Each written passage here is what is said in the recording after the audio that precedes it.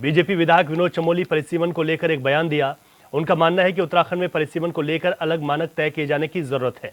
उन्होंने कहा कि उत्तराखंड को भी अब अन्य पर्वतीय प्रदेशों की भांति क्षेत्रफल के आधार पर मानक तय करने की आवश्यकता है। बीजेपी विधायक विनोद चमोली के इस बयान के बाद चर्चाएं भी तेज हो गई हैं। उन्होंने परिसीमन को लेकर कहा कि अलग मानक तय करने की आज आवश्यकता महसूस हो रही है उत्तराखंड में।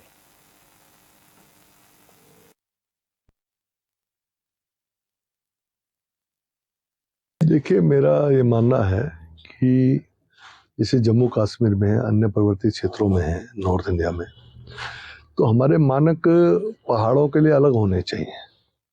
जनसंख्या भी आधारित हो तो भौगोलिक स्थिति भी आधारित हो।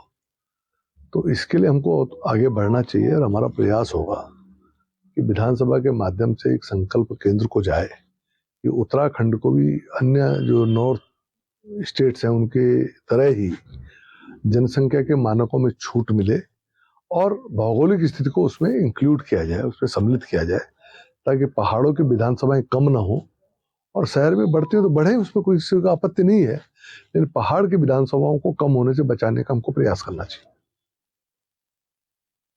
सीमन होना है और ये माना जा रहा है कि जो पहाड़ की विधानसभाएं हैं वो कम हो सकती हैं, शहर में विधानसभाएं बढ़ सकती हैं। इस तरीके की चर्चाएं हैं, कयास लगाए जा रहे हैं। इसी को लेकर भाजपा के विधायक विनोद चमोली, वरिष्ठ विधायक हैं भाजपा के, उन्होंने कहा कि परिसीमन को लेकर कुछ मानकों में आज बदलाव की आवश्यकता महसूस होती है। उन्होंने पर्वतीय जो राज्य हैं उनका जिक्र किया है कि उन राज्यों के हिसाब से आज यहाँ पर भी अलग मानक तय करने की जरूरत है। विनोद चमोली ने कहा कि परिसीमन अगर यहाँ पर होता है तो पहाड़ों की अगर सीटें कम होती हैं तो वो यहाँ पर प्रदेश के हित में नहीं होगा। मैदानी इलाकों में अगर सीटें बढ़ती हैं तो वो ठीक है, लेकिन क्षेत्रफल भी यहाँ पर क्षेत्रफल के लिहाज से भी हमें देखना होगा, साथ ही साथ जनसंख्या का मानक भी रखना होगा। तो नए मानक तय किए जाएं परिसीमन के लिए, इस तरीके की चर्चाएं अब तेज हो गई हैं। ऐसे में देखना होगा कि सरकार इस पर क्या निर्णय लेती है।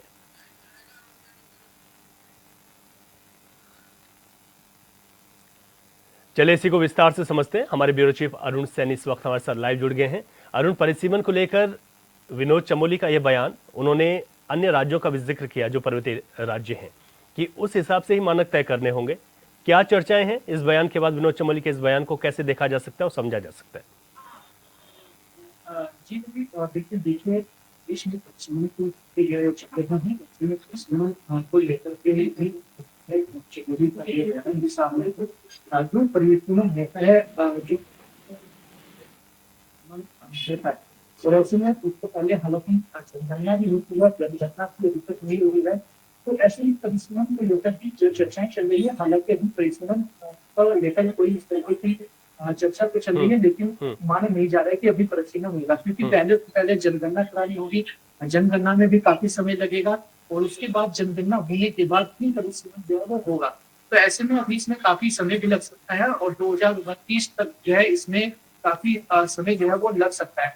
तो ऐसे में हालांकि परिसीमन को लेकर के विधायक कि जो परिसीमन होना है, जो परिसीमन होता है उसमें पहाड़ के लिए, उत्तराखंड के लिए एक अलग मानक तय किए जाने चाहिए और अन्य जो पहाड़ी राज्य है उनके हिसाब से यहाँ पर मानक तय होने चाहिए। और उन्होंने कहा कि अगर परिसीमन होता है जनसंख्या के हिसाब से ना होकर के वो जो है क्षेत्रफल के हिसाब से होना चाहिए, क्योंकि अगर जनसंख्या के हिसाब से होगा तो जनसंख्या जो है वो मैदानी इलाके क्षेत्रों में ज्यादा है, विधानसभाओं में, और ऐसे में वहां पर जो है विधानसभाएं बढ़ सकती हैं।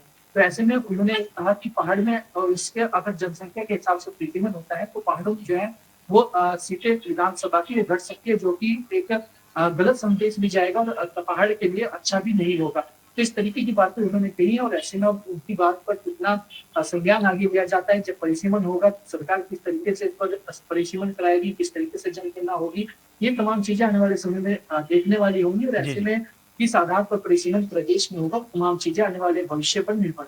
ठीक है अरुण, बहुत शुक्रिया आपका जानकारी के लिए।